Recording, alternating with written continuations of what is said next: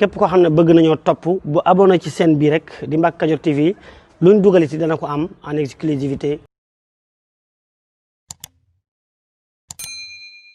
Conférence thème tabaski gi ak mbas mi naam du farata waaye dégg naa ci kilifa gu mag ca Ndindi di Serigne Abdou Karim Mbacke Falilou mu ne sunna la gu suñu borom digle ak la ca xew lépp nag alxuraan indil ñu ko ca maam Ibrahima ba ca doom ji Ismaïl aaya baa nga naan abatif xaal yow sama baay defal li la sa borom digal ci man ca sóoratu safaati la ca des ma bàyyi ko ustaas yi ñu firi ko ak loolu ci xew yépp nag taxul ba tabaski doon farata ni aji màkka doone farata ba bokk ci juróomi ponki lislaam yi te mbas mi tey tax na ba ren gi amuñu aji amuñu aas kenn bàyyeekoowu fi dem sànni ci jamra mbaa nga daw safa ak marwa liñ ci mën a jànge nag mooy ne tabaski du farata sunna la ren di sam xar ñaanalante balonte àq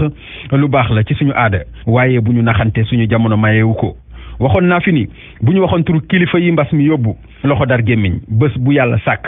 ñu am ci ay firnde yu wér te mu mel ni duñu ci waaroo ci wopp si moom feebar bi doon feebar bu ànd ak démocratie ñëpp la yemale amul xàjj amul seen li ma ci jaaxal man te jombul ne yéem na keneen ku dul man ba mu ñu cofee moom feebar bi ci la ñëpp jóg taxaw farlu ci xeex ko ñu dem ba mu ne ñu ciix téye ñu toog wàcce suñu garde li ñu ci mën a fekk ñaanuñu ko yàlla waaye bu ñu yokkul suñu parlu bu ñu génnee ci Aïd el Kabir gi coronavirus gi mën naa gën a landi ci biir réew mi te askan wi dong ñoo ciy loru fajkat yaa ngi toqi nañu nguur gi toqi nañu bopp sa bopp la ñu toll ku xool test yi ni ñu koy defee jamono ji président de la république mel ni ku raxas ay loxoom ci mbir mi kenn déggatu ci discours am ca ba mu ne nu golo xam na boote doomam ubbi marché yi ba marché yi tàmbali ci dëkk bi ci la ñëpp waroon a xam ne nguur gi tànn nañu nee ñu koom gi di économie gi duñ ko yemaleeg dara ba dara booloo jeex bu ñu fàtte ni tabaski gi benn fan la bu mu la jaral feetoog sa waa kër tey bu ëllëgee ngeen buubu utali hôpital faju ji ñaanuñu ko yàlla na ku ne toog fa nga toog tabaskee fa ni ko jëwriñ ji ñu dénk wàllu santé waxe ànduma ci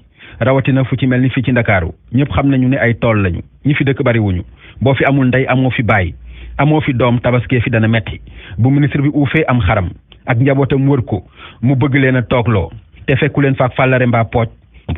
responsabilité rek la laaj fexe ba loxo yi di set ñu masqué wu te soriyanto li ci des ñu bàyyi ko ci loxo yàlla waaye yàlla bay sa tool wasalaam ba beneen conférence déwénati. asalaamaaleykum mbokk yi yéen ñi nga xam ne yéen a baaxoo ànd ak seen bii di Mbacke Kadior TV à partir d'aujourd'hui gën nañ koo yaatal ci YouTube bi képp koo xam ne bëgg nañoo topp bu abonné ci seen bii rek di Mbacke Kadior TV luñ dugaliti dana ko am en exclusivité jërë ngeen jëf.